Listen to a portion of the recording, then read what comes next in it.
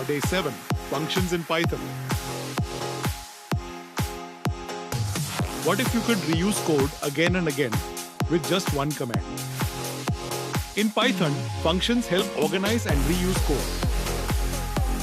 Example, def greet parents print open parent quote, hello world, quote close parent greet parents. This function prints hello world whenever we call it. Functions reduce repeated code and make programs cleaner. Professional developers use functions in apps, games, websites, and AI projects. You can even create your own custom functions for different tasks.